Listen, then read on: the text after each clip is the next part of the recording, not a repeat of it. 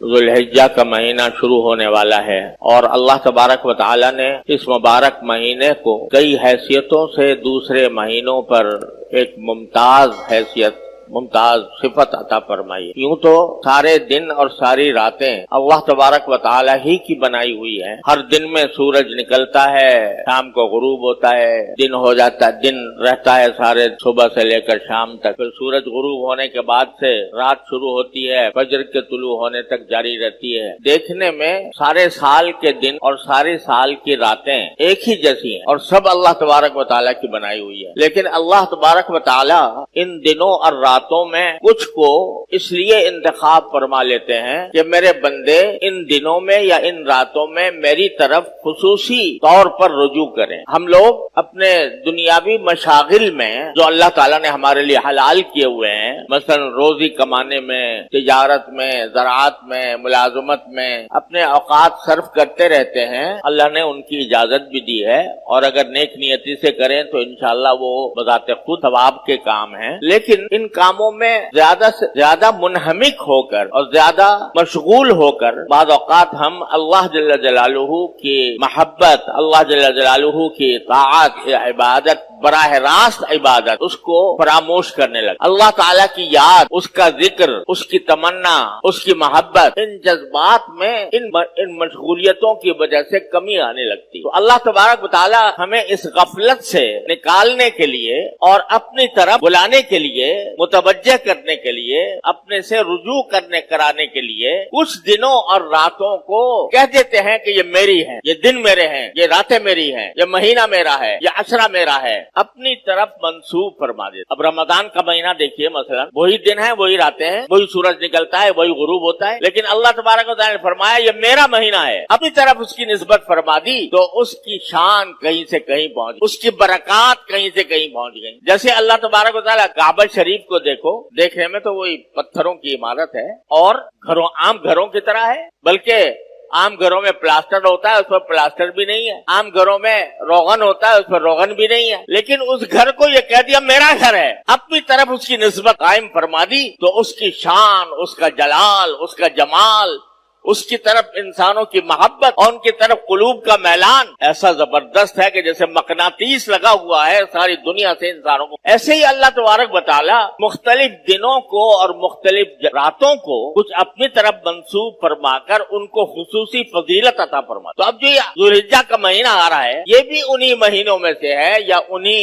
ایام میں سے ہے جن کو اللہ جل جلالہ نے اپنی طرف منسوب فرما کر اس کو خصوصی تقدس عطا فرما دیا اور اس کی خصوصی فضائل بیان فرمائے۔ کیوں؟ تاکہ ہم لوگ جو دنیاوی مشغلوں میں الجھے ہوئے ہیں، منہمک ہیں، وہ ذرا لوٹ کر تھوڑے عرصے کے لیے اللہ تبارک و تعالیٰ کے ذکر میں، اس کی یاد میں، اس کی محبت میں، اس کی طاعت میں اپنے آپ کو مشغول کریں۔ ایسا یہ ذوالحجہ کا اور اس مہینے کی ایک خصوصیت یہ ہے کہ اس میں کچھ اللہ تبارک و تعالیٰ نے ایسی عبادتیں مقرر فرمائی ہیں جو صرف انہی دنوں میں انجام دی جا سکتی ہیں، سارے سال نہیں دی جا سکتی۔ مثلا حج جو ہوگا وہ ذوالحجہ میں ہوگا، سارے سال نہیں ہوگا۔ عرفات کا میدان تو آج بھی موجود ہے، جبل رحمت بھی ہے، مینا بھی ہے، لیکن آج اگر کوئی جا کر مینا میں قیام فرمائے یا جا کر عرفات کے میدان میں جبل رحمت پہ کھڑا ہو جائے، کوئی عبادت کی حیثیت سے اس کا کوئی مقام نہیں، جیسے اور میدان ہے ایسے عرفات کا میدان۔ لیکن جب 9 ذوالحجہ آ گئی تو اب اس کا وہاں پر جا کر وقوف کرنا، وہاں پر جا کر ذکر کرنا، وہاں پر جا کر اللہ تبارک و تعالیٰ سے دعائیں کرنا، اس کا مقام کہیں سے کہیں پہنچ گیا کہ جو میرے بیت اللہ کا حج کرے اور اس میں کوئی فحش کام نہ کرے تو واپس ایسے آئے گا جیسے آج ماں کے پیٹ سے پیدا ہوا۔ تو یہ حج ایسی عبادت ہے جو صرف اسی مہینے کے اندر ہو سکتی ہے، سارے مہینوں میں نہیں ہو، کہیں نہیں ہو۔ اسی طرح قربانی کی جو عبادت ہے وہ انہی 3 دنوں کے ساتھ خاص، 10 ذوالحجہ، 11، 12، بس ان 3 دنوں میں آپ جتنے بھی جانور قربان کریں گے اللہ تبارک و تعالیٰ کے لیے تو اس کے اون کے برابر گناہ معاف ہوں گے، اور ایک قربانی کا ثواب رسول کریم صلی اللہ علیہ وسلم فرماتے ہیں کہ ابھی اون جانور जानवर का जमीन पर नहीं गिरा होता, उससे पहले ही अल्लाह तबारक व तआला की बारगाह में पहुंच जाता है। तो इतनी बड़ी फजीलत है। लेकिन ये इन 3 दिनों में है। बाकी दिनों में अगर कोई आज जानवर लेकर ज़बह करे, कोई इबादत ज़बह कर सदका बेशक कर सकता है, यानी गोश्त का सदका कर देगा, सदका करने का सवाब हाला मिलेगा, वो किसी वक्त भी हो सकता है। लेकिन कुर्बानी जो नाम है गले पर छुरी फेरने का, गले पर छुरी फेर कर जानवर को ज़बह करने का, ये इबादत सिर्फ 3 दिनों के साथ मखसूस है, 11, 12, 13, 10, 11, 12, उसके अलावा नहीं। ये भी इस महीने की खुसूसियत है और महीनों के अंदर कभी भी नहीं हो सकती कोई कुर्बानी। और इसी तरह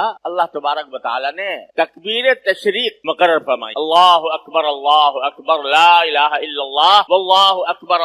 अकबर वलिल्लाहिल हम्द। ये तकबीर तशरीक 9 जुल्हिज्जा से फजर से शुरू होती और 13 तारीख की असर तक जारी रहती। हर नमाज के बाद बुलंद आवाज ये तकबीर कहना वाजिब है। अल्लाहु अकबर